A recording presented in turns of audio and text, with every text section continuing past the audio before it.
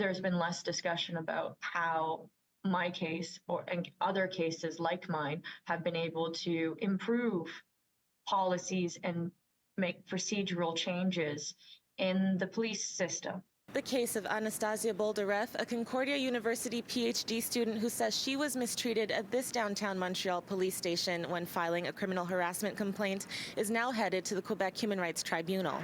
Boldireff says after what has been a 5-year-long battle, what's most important is protecting the next person in line. I think that the system sanctions character attacks on women a lot of the time through the judicial process. And I think that citizens are not informed about the steps that one must take in order to go through the system. Throughout the entire interaction, I felt like they didn't believe me, they didn't take me seriously, and I felt terrified. I felt belittled, and afterwards I felt that I wasn't protected fundamentally. In November 2019, Boldireff says she was harassed by a man near Concordia University. She then went to SPVM Station 20 to file a complaint.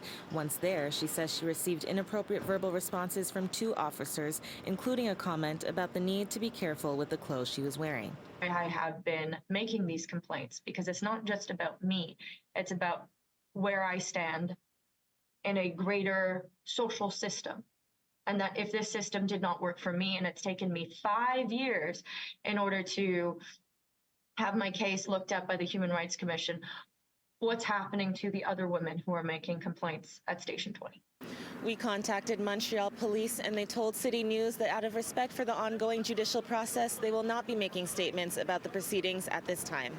Based on our experience, this could be the first time that the Human Rights Tribunal is seized with a case of this kind to address the issue of gender discrimination against women who are survivors of sexual violence when they access or they try to seek police protection. Usually it takes easily 6 months before the tribunal can hear the case. And another, there could be just a day or 2 of hearing and up to 4 or 5 months before the decision comes down. I can't think of any particular scenario in which a man who had been assaulted in broad daylight and then later went to the police would be asked, hey, maybe you should, consider what you're wearing.